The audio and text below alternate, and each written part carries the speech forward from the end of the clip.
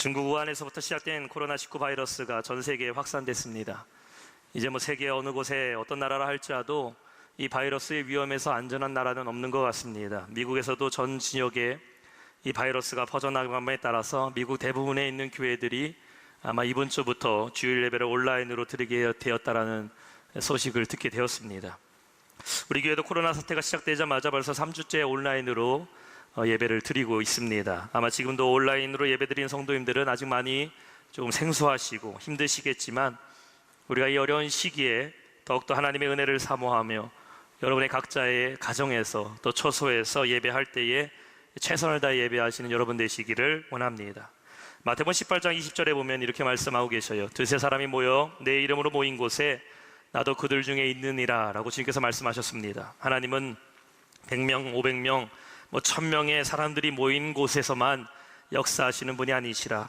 예수님의 이름으로 모여서 기도하고 예배하는 그 장소에서 주님께서는 함께 하심을 믿으시기 바랍니다. 하루속히 이 코로나19가 치유되고 해결되어서 우리가 다시 성전에 마음껏 모여서 하나님을 찬양하고 예배하는 그날이 올 때까지 힘을 다해서 나라 민족을 위해서 또 교회를 위해서 기도하시기를 부탁을 드립니다. 여러분 살면서 억울한 일을 당하거나 힘든 일을 당해서 크게 울어보신 적이 있으십니까? 사랑하는 사람을 떠나보낼 때에, 가족과 이별을 할 때에 사람들은 깊은 슬픔에 빠지고 눈물을 흘리게 됩니다. 억울한 일을 당하거나 혹은 큰 고통을 만나게 됐을 때에 눈물을 흘리며 슬퍼하게 됩니다. 남자는 태어나서 3번 운다라는 말이 있습니다. 진짜 3번만 운 사람이 얼마나 있겠냐마는 남자는 태어나서 3번 우는데요. 첫 번째는 언제 울까요?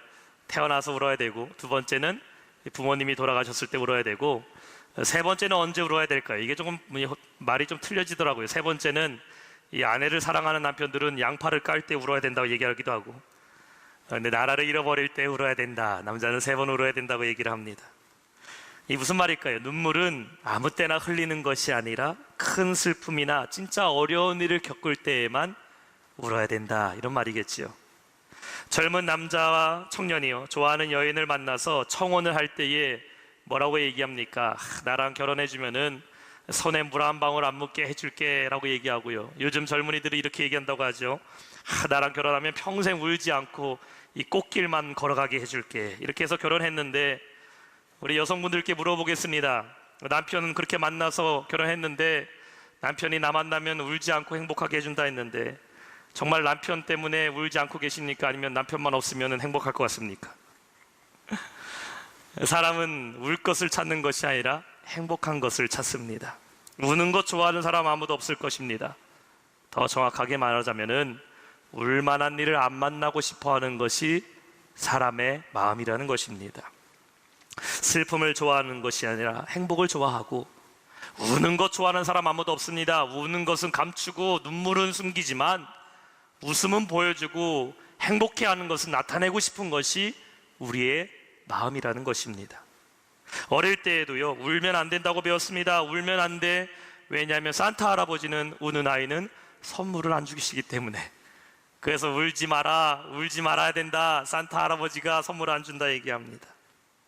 근데 오늘 예수님께서는 말씀하고 계셔요. 애통하는 자에게는 복이 있다고 말씀합니다. 우는 사람이 복이 있다라는 것입니다. 웃으면 복이 와요라는 얘기를 들어봤지, 울면은 복이 와요라는 얘기는 성경에만 말씀하고 있어요.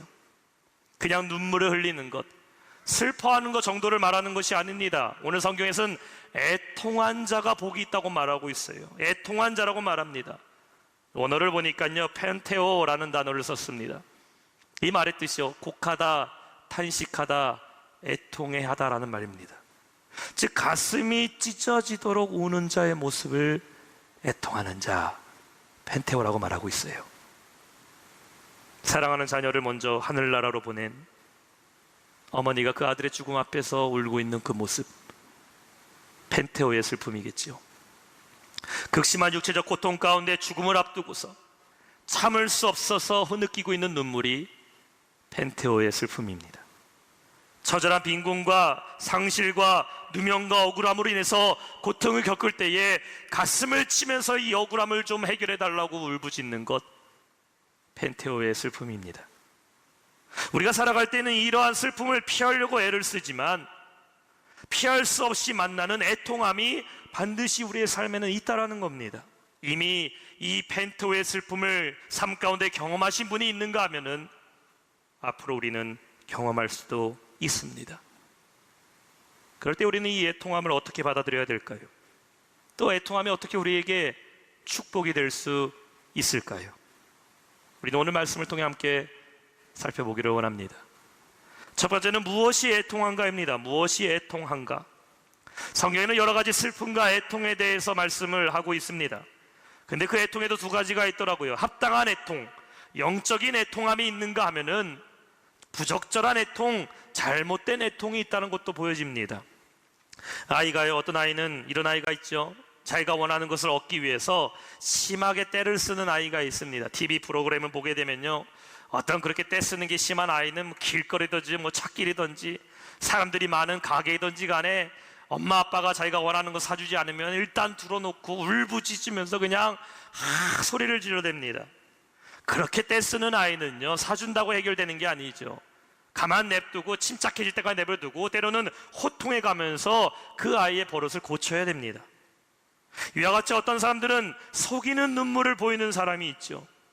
내가 원하는 것을 얻기 위해서, 내 죄를 잠깐 감추기 위해서 눈물로 속이고 애통함으로 속이는 사람들이 있습니다. 올바른 애통의 모습이 아니지요.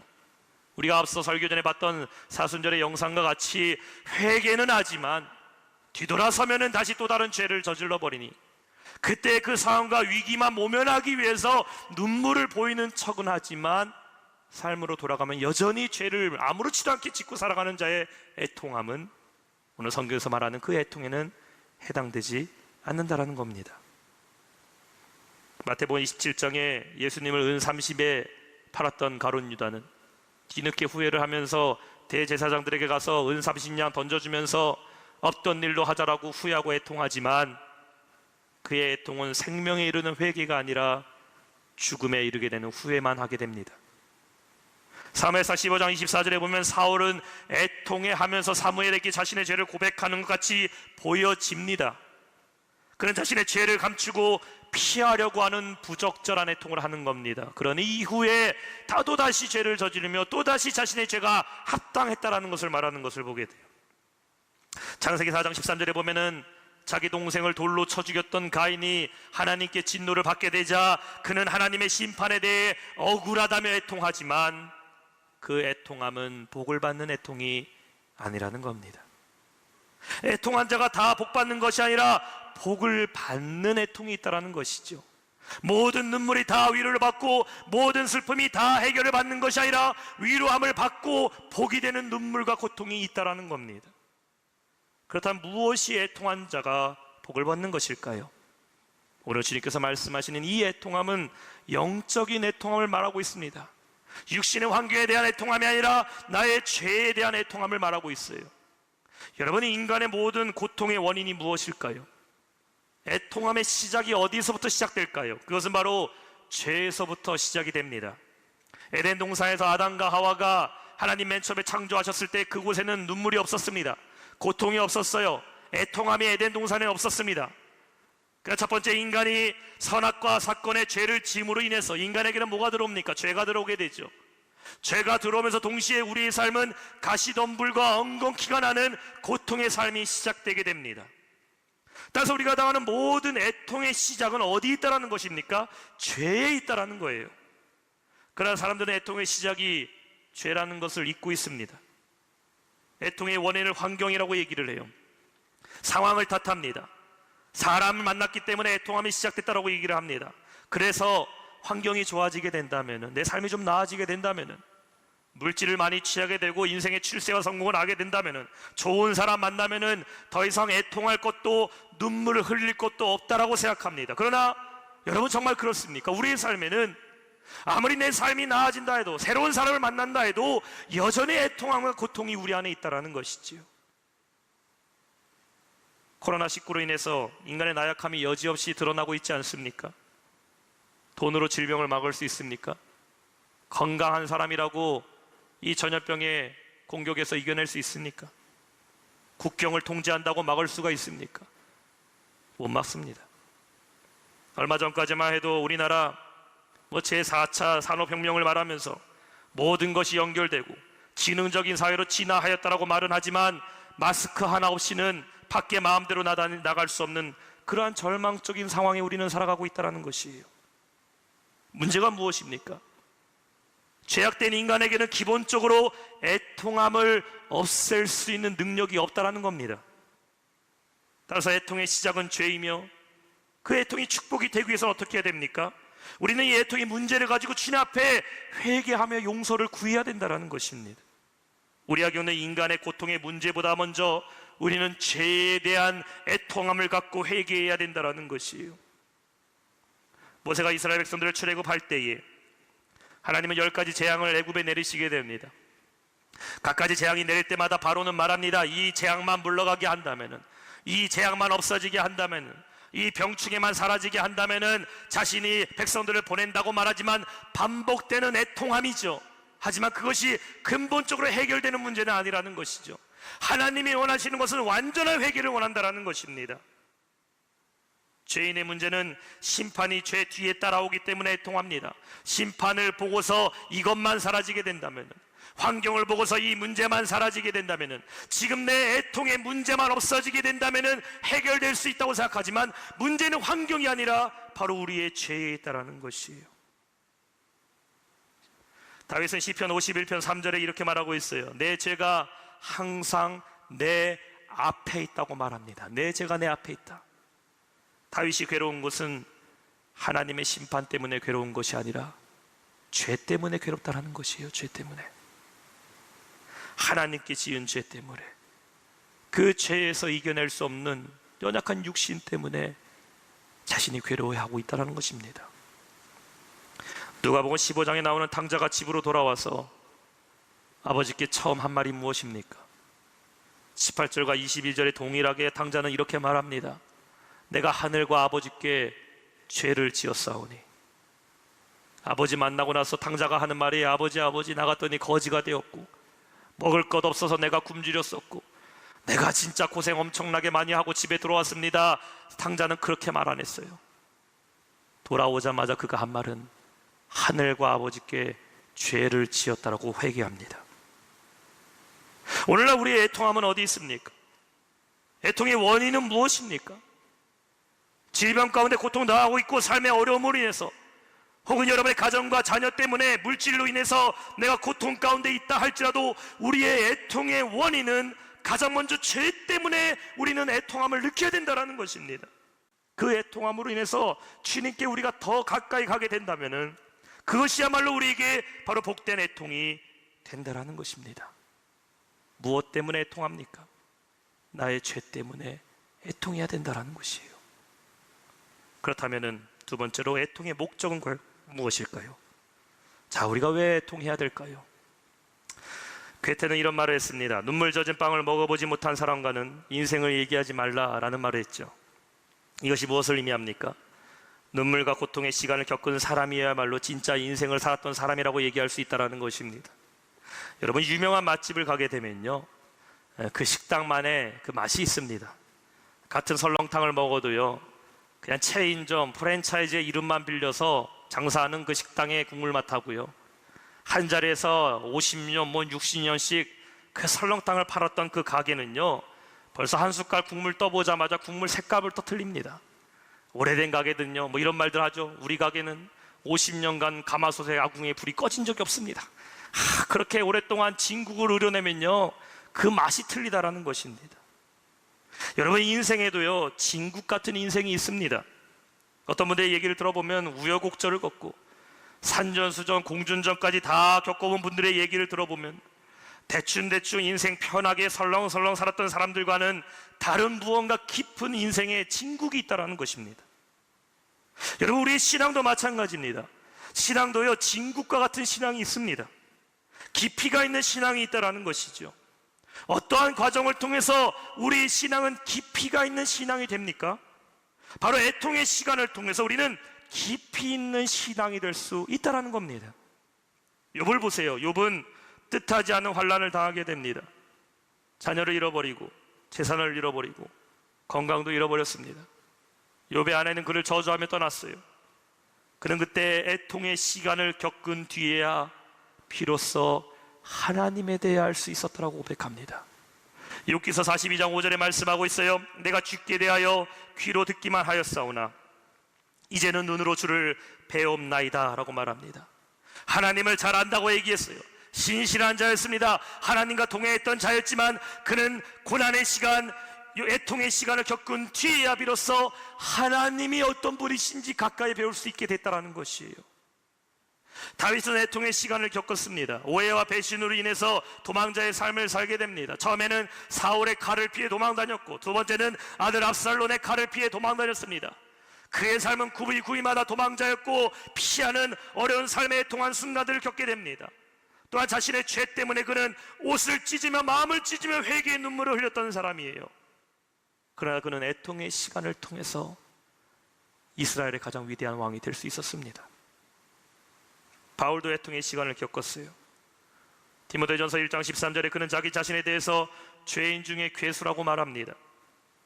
그러나 그는 죄를 용서하시는 하나님의 은혜를 경험하게 돼요. 애통의 시간을 통해서 그는 위대한 사도로 부름받을 수 있었다라는 겁니다. 애통의 목적이 무엇일까요? 왜 주님은 우리에게 애통하라고 말씀하십니까? 애통해야지 하나님을 경험할 수 있기 때문입니다. 신앙생활의 시작이 무엇입니까? 신앙생활의 시작은 애통입니다. 자기 자신이 얼마나 큰 죄인인지를 깨닫고 하나님 앞에 애통하며 눈물을 흘릴 때에 우리의 신앙이 시작되는 것 아닙니까? 이 어려운 시기에 여러분 가정에서 예배를 회복하시기 바랍니다. 어머니들은 가정에서 남편과 자녀를 위해서 기도했던 그 골방에서 했던 기도들을 여러분 이 시기에 회복하시기 바랍니다. 아버지들은 가정에서 신앙의 가장으로서의 영적인 권위를 회복하시기 바랍니다. 자녀들은 이 시기에 말씀을 읽음으로써 하나님의 지혜를 얻는 시간이 되시길 바랍니다.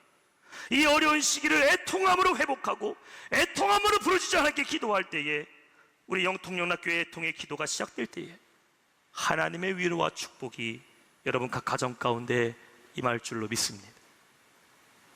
마지막 세 번째 애통의 복은 무엇일까요? 우리 다시 한번 오늘 본문의 말씀 한번 읽어보기를 원합니다. 마태복음 5장 4절 말씀 우리 한번 한 목소리 다시 한번 읽어보겠습니다. 시작. 애통하는 자는 복이 있나니 그들이 위로를 받을 것이며. 말씀은 우리에게 전하고 있습니다. 애통한 자에게는 위로의 축복을 받게 된다고 말하고 있어요. 우리는 힘든 일을 만나고 겪는 사람들에게 이렇게 말할 때가 있지요. 이 힘든 일도 시간이 지나면 다 해결되실 겁니다. 시간이 지나면 다 이 또한 지나가게 될 것입니다. 그렇게 위로를 합니다. 슬픔도요, 세월이 지나면요 조금씩 잊혀져 가더라고요. 아픔도 시간이 지나면 조금씩 감소되기는 합니다. 근데 그것이 진짜 올바른 회복입니까? 올바른 치유입니까? 진짜 위로입니까? 아닙니다. 확실한 회복이 아닙니다. 오늘 주님께서 말씀하시는 위로는 그러한 위로가 아닙니다. 말로만 하는 위로, 시간이 지나면 자연스럽게 점점점 잊혀지는 그러한 위로가 아니에요. 주님께서 말씀하신 이 위로는 완전한 회복을 전제로 하고 있는 축복임을 믿으시기 바랍니다. 누가 위로하신다고 말씀하고 있어요? 애통하는 자는 복이 있나니 그들이 위로를 받는데, 사람이 주는 위로가 아니라 하나님이 주시는 위로, 땅에서부터 임하는 위로가 아니라 하늘로부터 내려오는 그 위로를 받게 된다라는 것입니다. 하나님이 주시는 위로는 무엇입니까? 하나님이 우리와 함께 하시고 하나님이 내 편이 되어주신다라는 것이에요. 애통함 가운데 있다 할지라도 하나님이 내 편이 되어주시니 이 모든 문제는 하나님이 해결하신다라는 것입니다. 본문의 위로를 얻을 것이란 말은 헬라어로 파라클레오라는 단어를 썼어요. 이 파라클레오는 위로하다, 강구하다, 격려하다라는 말을 뜻하고 있습니다. 근데 이 말과 같은 어원에 있는 단어가 바로 파라클레토스입니다. 파라클레토스 많이 들어보지 않으셨어요? 보혜사라는 말이죠. 누구입니까? 성령님을 얘기합니다. 요한복음 14장 16절에 내가 아버지께 구하겠으니 그가 또 다른 보혜사를 너에게 주사, 파라클레토스를 너에게 주사 너희와 함께 있게 하리라고 말씀하고 있어요. 보혜사 성령님. 애통하는 자가 받는 복이 무엇입니까? 위로래요. 애통하는 자가 받는 복은 치유고 회복과 우리를 위해서 강구하는 겁니다. 누가 하십니까? 성령님이 그와 함께 하신다라는 것이. 성령님이 위로하시고 성령님이 도와주시고 성령님이 회복시켜 주신다는 것입니다. 사랑하는 성도 여러분, 이것보다 더 큰 위로가 어디 있고 이것보다 더 큰 축복이 어디 있습니까? 말로만 하는 위로가 아니라 진짜 위로, 실제적인 위로, 눈물만 그냥 닦아주는 것이 아니라 눈물이 변하여 기쁨이 되게 하시는 그 위로, 마음의 위안만 주는 것이 아니라 내 삶을 풍성하게 채워주시는 위로가 바로 하나님이 주시는 위로라는 겁니다. 그래서 우리 그리스도인들에게는 애통하면 할수록 더 잘 되는 축복이 있음을 믿으시기 바랍니다. 세상 사람들이 믿는 축복과 우리 그리스도인이 믿는 축복의 방법이 틀리다라는 것이에요. 산상수, 우리는 지금 발복에 대해서 말씀을 계속 살펴보고 있는데 복에 대한 개념이 우리는 다시 한번 바뀌어야 됩니다. 세상에서 복 받는 것은 심령이 가난한 자가 아니라 심령이 부유한 자가 복을 받지만 하나님의 복은 심령이 가난한 자가 복을 받는다고 말씀하셨어요. 마찬가지입니다. 세상의 복은 행복한 사람, 웃는 사람, 풍요로운 사람이 복을 받는 것이 아니라 애통한 자가 복이 있다고 말씀합니다. 세상 사람들은 잘 사는 것이 복 받는 것 같이 보이고 좋은 옷 입고 좋은 집에 살며 웃고 사는 것이 복 받은 것처럼 보여집니다. 그러나 우리 그리스도는 그렇지 않다라는 것이에요. 우리에겐 누가 복 받는 사람입니까? 날마다 눈물로 기도하고 하나님께 도와달라고 애통하며 부르짖을 때에 기도 중에 하나님의 위로를 경험하게 되면 우리는 진짜 기쁨과 복을 누리는 사람이 되는 겁니다. 여러분, 기도 중에 위로하시는 하나님의 음성을 들어보신 적이 있지 않습니까? 내 마음이 공고할 때에, 괴로울 때에, 살아갈 희망이 없을 때에, 성전에 나와서 기도하고 가정에서 아무것도 할 수 없어서 침대에서 엎드려 기도할 때에, 그때에 말씀할 때 그 하나님의 음성을 여러분 기억해 보시기 바랍니다. 내가 다 아노라, 내가 다 용서하노라, 내가 너의 슬픔을 아노라. 눈에 보이는 여전히 문제가 있지만 내가 그때 그렇게 하나님 붙잡고 기도했더니 돌아보니까 다 하나님이 위로하시고 하나님이 해결해 주셨고 하나님이 도와주신 것, 여러분 간증할 수 있는 분들 많지 않으십니까? 세상에 그 누가 하는 위로보다 하나님이 기도 중에 나에게 하셨던 그 위로만큼은 시간이 지나고 세월이 흘러도 잊지 못하는 위로 아닙니까?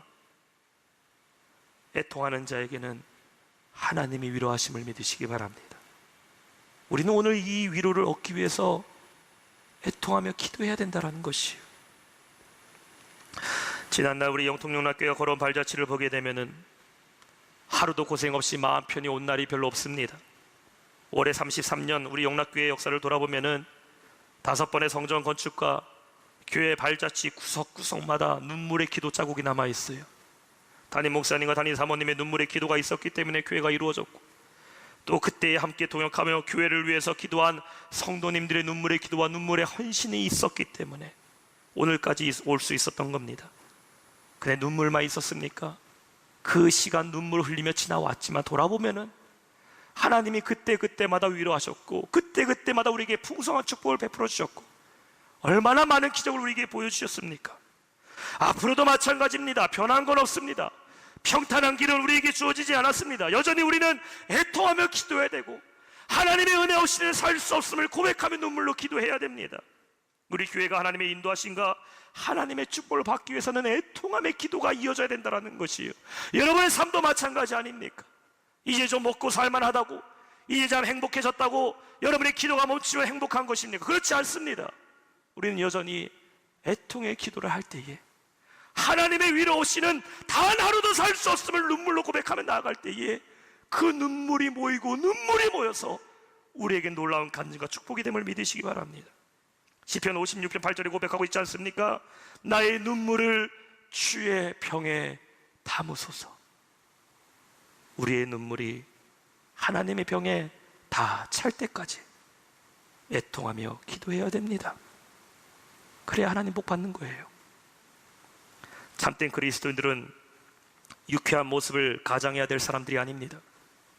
잘 살고 있는 모습 보여주면서 밝은 모습 보여주는 것이 그리스도인들의 삶이 아닙니다. 우리는 오늘의 삶을 심각하게 바라보는 사람들이에요. 하나님 없는 삶이 얼마나 황폐하고 하나님이 도와주시지 않는다면 얼마나 고통과 슬픔 가운데 살아가는 것인지를 보는 사람들입니다. 내 삶 가운데 하나님의 위를 구하는 애통함이 있는 사람들이에요. 그 애통의 눈물을 흘려본 뒤에야 비로소 우리는 그 눈물이 복이었다는 사실을 알게 될 것입니다. 애통한 자에게 주시는 복을 다 누리시는 여러분 되시기를 주님의 이름으로 축원합니다.